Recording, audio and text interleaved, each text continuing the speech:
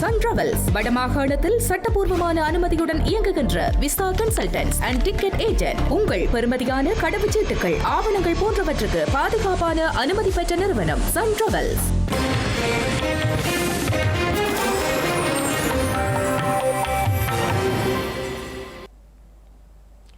வணக்கம். இது ஐபிசி தமிழின் காலை நேர பிரதான செய்திகள். முதலில் தலைப்புச் செய்திகள். அதிகாரத்தை கைப்பற்ற மக்களிடம் செல்லும் ஊழல்வாதிகள், எச்சரிக்கையுடன் செயற்படுமாறு மக்களிடம் கோரிக்கை விடுத்த சரத் பொன்சேகா. காணாமல் ஆக்கப்பட்ட 31 பேர் கண்டுபிடிப்பு, காணாமல் போனோர் பற்றிய அலுவலகம் தெரிவிப்பு. 40 பாகை செல்சியஸை நெருங்கும் இலங்கையின் வெப்பநிலை, மக்களுக்கு விடுக்கப்பட்ட எச்சரிக்கை. நீதிமன்ற அவமதிப்பு விவகாரம், 6 அரசியல் செயற்பாட்டாளர்களுக்கு எதிராக நடவடிக்கை. உக்ரைன் செல்லும் பிரித்தானிய பிரதமர், ரஷ்யாவின் தாக்குதல்களுக்கு மத்தியில் பயணம். இனி தொடர்பான விரிவான செய்திகள். இலங்கையை வங்குரோத்து நிலைக்கு தள்ளிய ஊழல்வாதிகள் மீண்டும் அதிகாரத்தை கைப்பற்ற மக்கள் மத்தியில் செல்வதாகவும் அவர்களை கண்டு மக்கள் மீண்டும் ஏமாற்றமடையக்கூடாது என்றும் ஸ்ரீலங்கா முன்னாள் ராணுவ தளபதி ஃபீல்டு மார்ஷல் சரத் பொன்சேகா தெரிவித்துள்ளார். ரத்தினபுரி பகுதியில் நேற்று நடைபெற்ற நிகழ்வில் கலந்து கொண்டு உரையாற்றும் போதே அவர் இவ்வாறு குறிப்பிட்டுள்ளார். 2022 ஆண்டு கால பகுதியில் நாட்டில் ஏற்பட்ட நெருக்கடி சிறந்தது எனவும் இதனாலேயே நாட்டை வங்குரோத்து நிலைக்கு தள்ளியவர்கள் நாட்டை விட்டு தப்பிச் சென்றதாகவும் சரத் பொன்சேகா தெரிவித்துள்ளார். இதனூடாகவே ஆட்சி மாற்றம் ஏற்பட்டது என்றும் போராட்டத்தின் பின்னர் மக்கள் அரசியல் ரீதியில் சிந்தித்து சிறந்த அரசாங்கத்தை தெரிவு செய்தார்கள் என்றும் கூறினார். அரசியல் அலைக்கு அமைய வாக்களிக்கும் கலாச்சாரத்திலிருந்து மக்கள் முதலில் மாற வேண்டும் என்றும் மக்கள் அரசியல் அலைக்கு பின்னால் செல்லும் போது ஊழல்வாதிகளும் படுகொலையாளிகளும் நாடாளுமன்றத்திற்கு செல்வார்கள் என்றும் கூறினார். கடந்த காலங்களில் அவ்வாறான நிலையே காணப்பட்டது என்றும் 2024 ஆண்டு நாட்டு மக்கள் தெரிவு செய்த சிறந்த அரசியல் கலாச்சாரத்தை பாதுகாக்க வேண்டும் என்றும் வலியுறுத்தினார். எதிர்க்கட்சியின் உறுப்பினர்கள் சிறைச்சாலை செல்வதை தடுப்பதற்காக தற்போது ஒன்றிணைந்துள்ளனர் எனவும் இவர்கள் நாட்டுக்காக ஒன்றும் இணையவில்லை என்பதை மக்கள் முதலில் விளங்கிக் கொள்ள வேண்டும் என்றும் கூறினார். ஸ்ரீலங்கா அரசு புலனாய்வு சேவையின் முன்னாள் பணிப்பாளர் சுரேசலவுக்கு எதிராக மீண்டும் தடுப்பு காவல் உத்தரவை பிறப்பிப்பதை தவிர்க்குமாறும் அவரை நீதிமன்றத்தில் முன்னிலைப்படுத்துமாறும் தேசிய அமைப்புகளின் ஒன்றியம் வலியுறுத்தியுள்ளது. செலவுக்கான நீதி கலந்துரையாடல் மன்றம் என்ற கருப்பொருளில் கொழும்பில் நடைபெற்ற செய்தியாளர் சந்திப்பில் உரையாற்றிய அந்த அமைப்பின் பிரதிநிதிகள் இதனை வலியுறுத்தியுள்ளனர். சுரேசலையின் 2ஆம் கட்ட 90 நாள் தடுப்பு காவல் இன்றுடன் நிறைவடையவுள்ளது. இதனால் அவரது தடுப்பு காவலை நீடிக்க வேண்டாம் என அவரது மனைவி மனோரிசலி ஸ்ரீலங்கா ஜனாதிபதி அனுர்குமார் திசாநாயக்கவிடம் கோரியிருந்தார். இந்த நிலையில் சுரேசலுக்கு எதிராக மீண்டும் தடுப்பு காவல் உத்தரவை பிறப்பிப்பதை தவிர்க்குமாறு அவரை நீதிமன்றத்தில் முன்னிலைப்படுத்துமாறும் தேசிய அமைப்புகளின் ஒன்றியம் வலியுறுத்தியுள்ளது. தொடர்ந்து தடுப்பு காவல் உத்தரவுகளின் கீழ் வைத்திருக்கும் சுரேசலுக்கு ஏதேனும் பாதிப்பு ஏற்பட்டாலும் ஜனாதிபதி தலைமையிலான அரசாங்கமே அதற்கு பொறுப்பேற்க வேண்டும் என்றும் அவர்கள் எச்சரிக்கை விடுத்துள்ளனர்.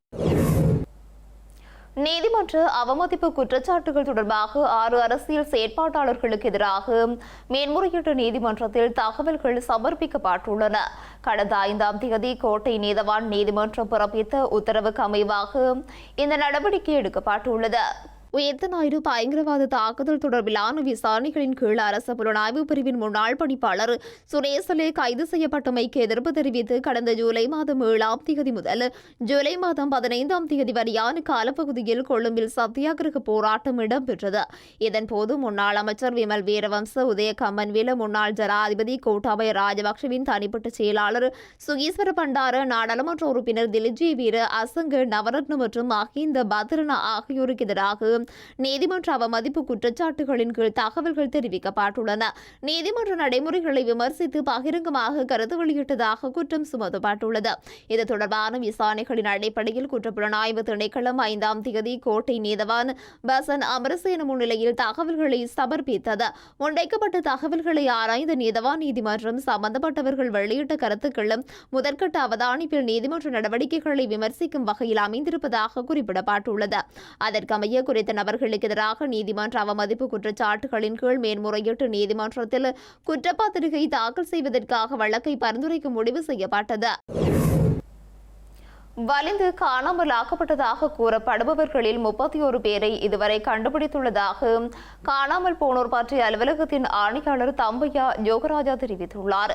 அதே நேரம் காணாமல் ஆக்கப்பட்டவர்கள் தொடர்பில் கிடைக்கப்பெற்ற முறைப்பாடுகளின் அடிப்படையில் 9,000க்கும் அதிகமான முறைப்பாடுகள் குறித்து விசாரணை மேற்கொள்ளப்பட்டுள்ளதாக யாழ்ப்பாணத்தில் இடம்பெற்ற ஊடக சந்திப்பில் அவர் கூறியுள்ளார். நமக்கு கிடைத்த 23,352 விண்ணப்பங்களில் மீதியாக, அதாவது முப்படையினரதும் இரட்டிப்பு செய்யப்பட்ட விண்ணப்பங்களை தவிர்த்து 16,966 விண்ணப்பங்கள் நமக்கு நமது பரிசீலனைக்காக கிடைக்கப்பட்டுள்ளன. இவற்றிலே இதுவரையிலே நாங்கள் 9,819 விண்ணப்பங்களுக்கு முறைப்பாடுகளுக்குரிய பூர்வாங்க விசாரணைகள், அதாவது கடந்த கிழமை சென்ற கிழமை நடந்த விசாரணைகளுடன் இவ்வளவு 9,819 பூர்வாங்க விசாரணைகளை செய்துள்ளோம் என்பதையும், இந்த பூர்வாங்க விசாரணையின் பின்னர், அதாவது சிறிய உதவிகளுக்கு மேலதிகமாக இந்த விண்ணப்பதாரிகள் கேட்டுக்கொள்கிற இடத்திலே மேலதிக விசாரணை ஃபர்தர் இன்வெஸ்டிகேஷன் மேற்கொண்டு விசாரணை செய்வதற்காக பலர் கேட்டிருக்கிறார்கள். அந்த வகையிலே எமது ட்ரேசிங் யூனிட் எமது தலைமை அலுவலகத்தில் உள்ளது. அதற்கு சுமார் 2,000 விண்ணப்பங்கள் இதுவரையில் அனுப்பப்பட்டுள்ளன. அவற்றில் ஏறத்தாழ 800 விண்ணப்பங்களுக்குரிய சம்பந்தப்பட்ட நிறுவனங்களுக்கு கடிதம் மூலம் அனுப்பி அவர்களை பற்றிய விவரங்களை தேடிக்கொண்டிருக்கின்றோம். இதே நேரத்தில் இன்னும் ஒன்று குறிப்பிட வேண்டும். இதுவரையிலே நாங்கள் 31 ஆட்களை நேரடியாக, அதாவது எங்களுக்கு முறைப்பாடு செய்த காணப்படவில்லை என்று முறைப்பாடு செய்த ஆட்களில் 31 பேரை இதுவரையில கண்டுபிடித்திருக்கின்றோம் என்பதையும் கூறிக்கொள்ள விரும்புகிறேன். அத்துடன் இடைக்கால நிவாரணத்திற்கு நாங்கள் இதுவரையில் 7,726 முறைப்பாடுகளுக்கு சிபார்சு செய்து இழப்பீட்டு அலுவலகத்திற்கு அனுப்பிய பொழுதும் இதுவரையும் 5,540 விண்ணப்பங்களுக்கான இடைக்கால நிவாரணம் வழங்கப்பட்டுள்ளது என்பதையும் இங்கு குறிப்பிட விரும்புகிறேன். அத்துடன் இது ஒரு நஷ்டஈடு அல்ல. இந்த 2 லட்சம் ரூபாய் என்பது நஷ்டஈடு அல்ல. இது காணாமல் போன நாட்களில் தங்கி இருக்கிறவர்களுக்கான ஒரு வாழ்வாதாரம், ஒரு இடைக்கால நிவாரணமே தவிர இது நஷ்டஈடு அல்ல. அந்த நஷ்டஈடு வழங்குவது சம்பந்தமாக இன்றைய அரசாங்கமும் எமது நீதி அமைச்சரும் சேர்ந்து இதற்கு ஒரு குழு ஒன்றை நியமித்திருக்கிறார்கள். இந்த இதற்குரிய நஷ்டஈட்டை எந்த வகையிலே எவ்வாறு வழங்க முடியும் என்பதை ஆராய்ந்து தனக்கு அறிக்கை சமர்ப்பிப்பதற்காக ஒரு குழுவை நியமித்துள்ளார். அந்த குழு இதுவரையில் அந்த ஆராய்ந்து கொண்டிருக்கின்றது. அதனுடைய சிபார்சுகள் வரும்பொழுது மேற்கொண்டு நஷ்டஈட்டு தொகை எவ்வாறு வழங்கப்படும் என்பது பின்னர் தீர்மானிக்கப்படும். இலங்கையில் சில பகுதிகளில் வெப்பநிலை 40 பாகை செல்சியஸை நெருங்கியுள்ளதாக ஸ்ரீலங்கா வானிலை ஆய்வாளர் மாலித் பெர்னாண்டோ தெரிவித்துள்ளார். இலங்கையில் இதுவரை பதிவான அதிகபட்ச வெப்பநிலை 40.1 பாகை செல்சியஸ் என்றும் இது 1983ஆம் ஆண்டு ஏப்ரல் மாதம் வவுனியாவில் பதிவாகியுள்ளதாகவும் ஸ்ரீலங்கா வானிலை ஆய்வாளர் மாலித் பெர்னாண்டோ தெரிவித்துள்ளார். இந்த நிலையில் பொத்துவிலில் பதிவான வெப்பநிலை முந்தைய சாதனையை விட 0.2 பாகை குறைவாக 39.9 பாகையாக பதிவானதாக கூறினார். அத்துடன் புலனறுவையில் வெப்பநிலை 37 பாகையை தாண்டியுள்ளதாகவும் அவர் குறிப்பிட்டுள்ளார். இந்த அளவுகள் 40 பாகை செல்சியஸிற்கு மிக அருகில் வருகின்றன என்று கூறிய அவர், எதிர்கால வெப்பநிலைகள் 1983ஆம் ஆண்டின் நீண்டகால சாதனையை மிஞ்சக்கூடும் என்றும் குறிப்பிட்டார். இதேவேளை நாட்டின் பல பகுதிகளுக்கு இன்று பகல் வேளையில் வெப்பச்சுட்டு எச்சரிக்கை மட்டத்தை எட்டக்கூடும் என அறிவிக்கப்பட்டுள்ளது. இதன்படி இயற்கை அபாயங்கள் பற்றிய முன்னெச்சரிக்கை மையம் செம்மஞ்சள் நிற வெப்பநிலை வானிலை எச்சரிக்கை விடுத்துள்ளது. கிழக்கு மற்றும் வடமத்திய மாகாணங்கள் மற்றும் யாழ்ப்பாணம், கிளிநொச்சி, வவுனியா, முல்லைத்தீவு மற்றும் உலராகலை ஆகிய மாவட்டங்களில் வசிப்பவர்களுக்கு இந்த எச்சரிக்கை விடுக்கப்பட்டுள்ளது. குறிப்பிட்ட சில பகுதிகளில் மனித உடலால் உணரப்படும் வெப்பமானது பகல் நேரத்தில் அதிகரிக்கும் என எதிர்பார்க்கப்படுகிறது. எனவே வெப்பமான வானிலையின் தாக்கத்திலிருந்து தங்களை பாதுகாத்துக் கொள்ள பொதுமக்கள் முன்னெச்சரிக்கை நடவடிக்கைகளை எடுக்குமாறு கேட்டுக் கொள்ளப்பட்டுள்ளனர். போதுமான அளவு நீரை குடிக்க வேண்டும் என்றும் நிழலான இடங்களில் அடிக்கடி ஓய்வெடுக்க வேண்டும் என்றும் அறிவுறுத்தியுள்ளனர். வெப்பத்தினால் அதிகம் பாதிக்கக்கூடிய முதியவர்கள் மற்றும் நோயாளர்கள் அவதானமாக இருக்க வேண்டும் என்றும் வாகனங்களில் சிறுவர்களை தனியாக விட்டுச் செல்லக்கூடாது என்றும் அவர் தெரிவித்துள்ளார். இலங்கையில் முச்சக்கர வண்டி சாரதிகளுக்கான குறைந்தபட்ச வயதிலேயே 40 உயர்த்துவது குறித்து அரசாங்கம் பரிசீலித்து வருவதாக ஸ்ரீலங்கா தொழிற்கல்வி பிரதியமைச்சர் நளின் கேவகே தெரிவித்துள்ளார். பாடசாலை கல்வி நிறைவடைந்த பின்னர் இளைஞர்கள் முச்சக்கர வண்டி ஓட்டுநர் தொழிலில் ஈடுபடக்கூடாது என ஸ்ரீலங்கா தொழிற்கல்வி பிரதியமைச்சர் நளின் கேவகே தெரிவித்துள்ளார். அதற்கு பதிலாக அவர்களை உயர்கல்வி மற்றும் தொழில்சார் பயிற்சிகளை நோக்கி வழிநடத்த வேண்டியதன் அவசியத்தையும் அவர் வலியுறுத்தியுள்ளார். இதனால் இதனால் முச்சக்கர வண்டி சாரதிகளின் வயதிலையை 40 உயர்த்த எதிர்பார்த்துள்ளதாக கூறினார்.